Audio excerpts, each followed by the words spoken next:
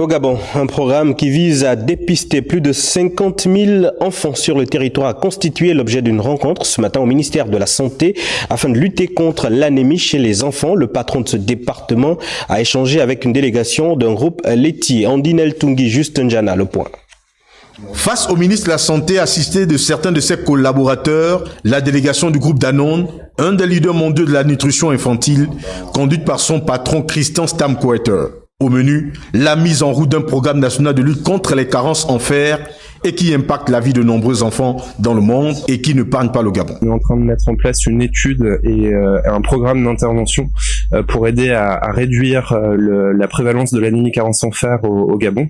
L'anémie carence en fer, c'est une problématique pour les jeunes enfants puisque ça impacte leur capacité, leur développement, et donc ça a un impact sur le long terme à l'avenir, alors qu'il y a des solutions qui peuvent être mises en place avec du dépistage non invasif et puis avec des produits qui permettent de pallier à l'anémie carence en fer. Ce programme anti-anémie infantile qui vise à dépister 57 000 enfants et à sensibiliser 100 000 dans les centres hospitaliers régionaux et les centres de santé du Grand Libreville sur une période de 3 mois s'inscrit dans le cadre des urgences assignées au gouvernement par le président de la transition. Danone soutient des programmes nutritionnels.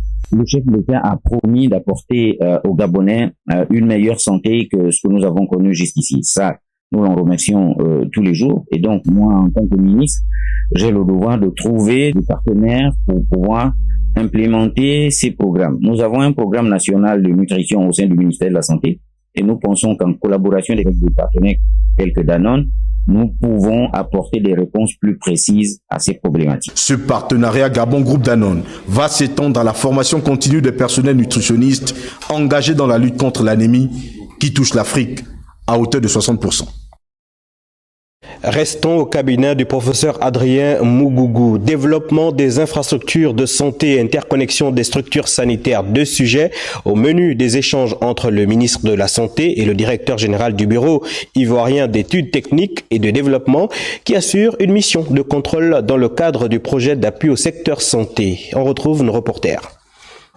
Déjà présent dans la mission suivi et contrôle des travaux de réhabilitation, d'extension et d'équipement de 4 centres hospitaliers régionaux sur le territoire, le Bureau national d'études techniques et de développement est venu faire au ministre gabonais de la Santé une évaluation d'étape. Spécialisé en maîtrise d'ouvrage et d'exécution et impliqué à 90% dans le développement des infrastructures en Côte d'Ivoire, le Bureau d'études ivoirien veut étendre son accompagnement à la réalisation d'une carte sanitaire et l'interconnexion des centres de santé. Donc le BNETS intervient déjà en matière de maîtrise d'œuvre d'exécution pour le suivi et contrôle de travaux de réhabilitation de 4 CHR sur le territoire gabonais.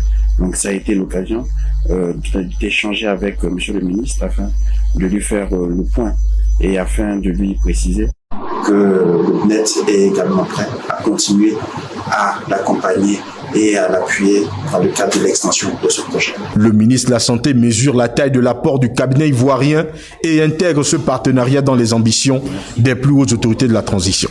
C'est dans la suite logique de ces rencontres que le chef de l'État et sa délégation avaient eues avec les frères ivoiriens que nous avons tenu à nous voir ce matin pour voir comment non seulement poursuivre et peut-être améliorer les projets en cours, mais aussi regarder ensemble qu'est-ce qu'eux ils ont déjà fait dans ce domaine de la santé, dans les projets tels que la réalisation de la carte sanitaire, des projets tels que la digitalisation du système de santé.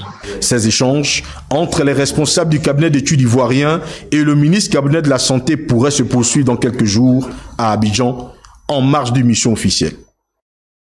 Le Laboratoire national de santé publique du Gabon, l'Institut des maladies infectieuses en collaboration avec la Société africaine de médecine, a organisé ce matin à Libreville un atelier de renforcement des capacités à l'endroit des acteurs de l'univers sanitaire. Frédéric Yendamokula, Christ Rodolphe Lembonda Nzenge.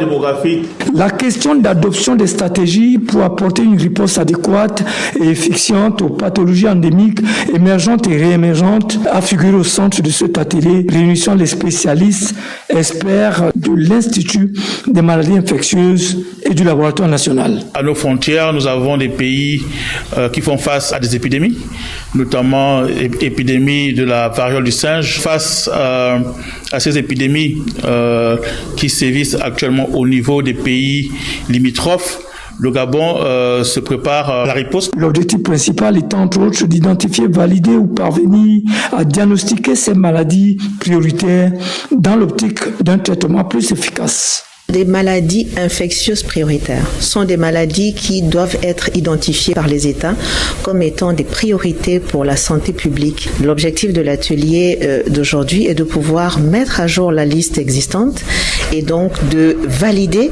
quelles sont les maladies infectieuses prioritaires. Il y a la surveillance, il y a le diagnostic et le traitement. Donc les stratégies de riposte doivent comprendre ces 3 paramètres ou 4. L'Association africaine de médecine de laboratoire, ACLM, appuie le Gabon dans ce vaste projet indispensable pour les autorités de la transition. Ce projet vient en phase 2 de Resolve, qui nous a accompagnés dans le cadre de la pandémie Covid-19. Et ce partenaire vient justement avec la SLM pour pouvoir mener à bien ce projet pour accompagner les États. Les recommandations issues de cette assise vont assurément déboucher sur des résolutions pertinentes en termes de renforcement des capacités des différents acteurs de ce segment de l'univers sanitaire.